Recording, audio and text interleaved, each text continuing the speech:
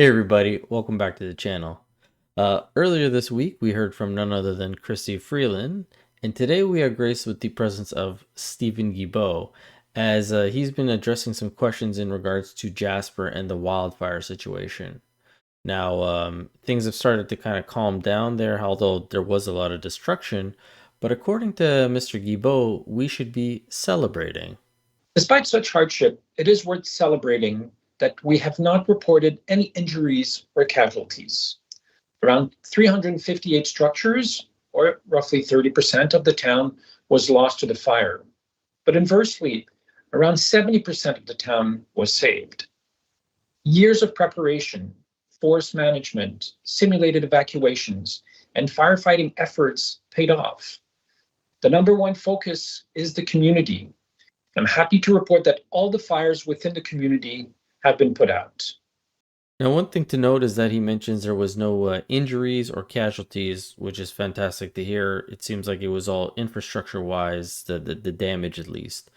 But he contributes this to years of preparation and forest management, which is interesting because when the first question from the reporters is asked, they talk about the pine beetle situation, which has been a problem in Jasper for many years. Now, not only does he address the question to Guilbeault, he also addresses it to, I believe he's the park manager. And he does address the pine needle situation, but he also talks about something called prescribed burns, which we'll get into a little bit later. But just take a listen to this. You did, yeah. Mackenzie Gray here from Global News.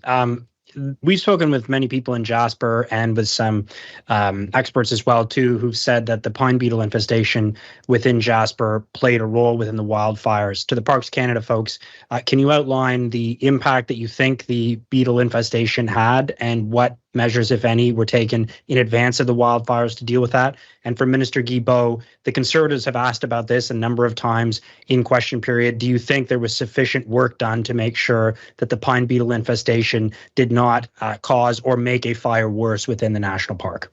Let me just say to the question, certainly pine beetle is a factor. It has been a factor in many areas, and that is why since 1996 we have been doing prescribed burns in Jasper. We've been doing prescribed burns across the country in different places. We've had hundreds of millions of dollars invested to do that important work. And let me just say what the fire smarting means in Jasper in the preparation, because the pine beetle is through hundreds of thousands of hectares of forest, and short of bulldozing all of that or burning all of it or mechanically removing all of it, we work to minimize risk to towns, to other assets of Parks Canada within the park. In Jasper, what does that look like? Well, within the most critical zone within the town, we worked with officials there and residents in the critical zone, which is up to 10 meters around each building, to remove brush to make sure there's not vegetation that's unhelpful. And as you get further away from there, you move out towards the trees. So within about 100 meters from the town boundary, we remove vegetation through mechanical means, underbrush, etc. We work to thin the trees so that the fire, if it does come, will have to work harder and it can't just become a big wall or a crown fire. But all of those things are simply tools to help us face a fire that may come. They don't prevent a potential fire. How could it? They give us tools to address the fire if and when it comes, to slow the fire down, and to give our professionals on the ground the opportunity to get the equipment in there, to get the aerial support, and fight the fire before it can breach the town. Projecting that debris and burning pine cones up to 1 kilometer ahead of the fire.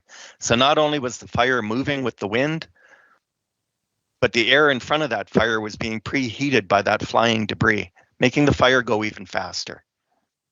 There is nothing any human on Earth or any piece of equipment could have done standing in front of that wall of fire that would have allowed them to stop it. It's just not possible. But what is Ron talking about? We pay a carbon tax. That should have stopped it immediately, because that's what we keep getting told. Climate change is a severe thing, and in order to combat climate change, you need to pay the carbon tax. The carbon tax will help solve all these problems. It'll help control the clouds and the fires and the earthquakes and the hurricanes and who else, anything that Mother Nature throws at us. We throw the money right back at her and she just calms down. But now you're telling me that not even that is enough to help with these wildfires? But when we go back to Guilbeault, he talks about how this is their responsibility for almost a century, and he reiterates the things that Ron has just said. Parks Canada has been taking care of Jasper National Park now for almost a century. And to think that over all those decades, we would not have deployed all of the resources necessary to try and do everything that is humanly possible to protect a town from a forest fire is simply not true. Ron talked about prescribed burns, clearing dead trees, clearing a wide buffer zone around the town of Jasper. But as we are seeing in Canada and all around the world, we are seeing more and more aggressive forest fires, and we certainly saw that in the summer of 2023. And this is what we were faced with. Well, those seem like all fantastic techniques to me, but according to him, it's not enough to fight those 30-degree temperatures. We predicted wildfires would be bad this year. Parks Canada has taken many measures to prepare. That includes prescribed burns, brush clearing, thinning the forest, and clearing a wide buffer zone around the town of Jasper. But days of temperatures in the high 30s scorched the forest. So there you go, folks. It's those 30-degree temperatures that scorch the forest. But if we move back to what the reporter's initial question was about the pine beetles, and when he specifically addressed Guilbeault about the Conservatives, there's some significance to that because Brian Lilly from the Toronto Sun just uncovered, if that's what you want to say, a clip from 2017 of the Conservatives asking the Liberals this exact question about Jasper. Mr. Speaker, Jasper National Park, one of Canada's major tourist destinations, has been devastated by the pine beetle infestation. Much of the forest is dead or dying. The dead trees are a tremendous fuel load and present a significant risk to the community of Jasper. Residents are concerned for their own safety and that of the visitors and the security of their homes. With a high risk of wildfires fueled by a forest devastated by the pine beetle, have the Liberals put a plan in place to protect this park? The Honourable Minister of the Environment and Climate Change. Thank you, Mr. Speaker. Our government is absolutely committed to the ecological integrity of our national parks. That is my first priority as the minister.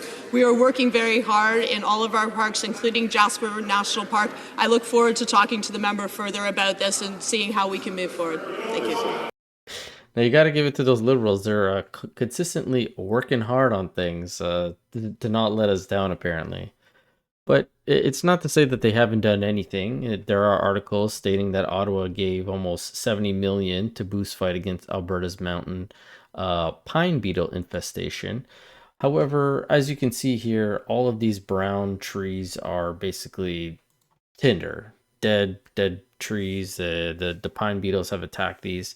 But something that they were talking about earlier was these controlled burns, and somebody who I guess is more knowledgeable on this than I am, I don't live in such a treed area or wooded area, is somebody that I'm sure a lot of you have seen, David, or aka Moose on the Loose, or the other way around, Moose on the Loose, aka David, whichever way you know him.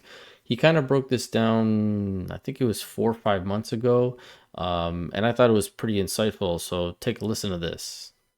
I've lived in BC for 20 years. If they want to take this serious, we need to address the rampant, clear-cut logging that's going on that leaves huge dry patches all around towns and cities. Why not thin the forests, have them retain more moisture, and thus the risk of forest fires goes down drastically? I can prove this too. Let's just look at it. We always get these members of parliament who are barking stuff and they got no bite. They got nothing to back it up. And meanwhile, like, I'm just some knucklehead, and why can I easily point this stuff out? See this? This is a forest fire.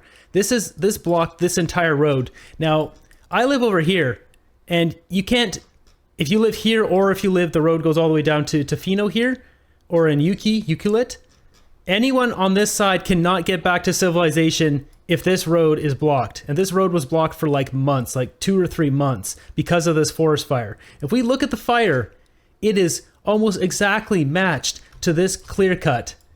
So you can see here the logging cut edge. This is all dry forest. This is all bone dry because they didn't thin the forest. They do these ugly straight lines, and thus all of this is a big burn hazard. And if you look at the forest fire, it burned exactly where all that dry forest is. It moved down here, but where did it move down to? This is an area where they likely heli-log this. So they go and chop the biggest trees out, and then they drop them back here, and then they cut them up and put them on the trucks or whatever. So the fire moved its way down into little patches here. But basically, if you look, it didn't go to the forest here that isn't logged, because this maintains moisture, lots of moisture. That's all we need. We need to not have these big ugly cuts. These are big fire hazards to destroy communities and towns. Why are the boneheads in government not saying anything about this? These should all be faded forests. They should look like this, where say this was the clear cut here, and then they turned it into faded forest where there's different patches here, and it's just all faded in nicely. This will maintain the moisture much better than those big ugly clear cuts. I had to go all the way to Alberta to find a nice because you won't find that on Vancouver Island. It's quite literally just huge swaths. So I mean, just imagine a fire starts here, that jumps to this, and kaboom, this burns all the way to town and just burns this whole place down. This is too much. This is way too many clear cuts. Nothing's faded, big, ugly. I do find it funny that David there actually had to go to Alberta to show this whole thinning of the forest process that he was talking about. But there has to be areas in Alberta that are more like the areas in BC that he was showing where he lives.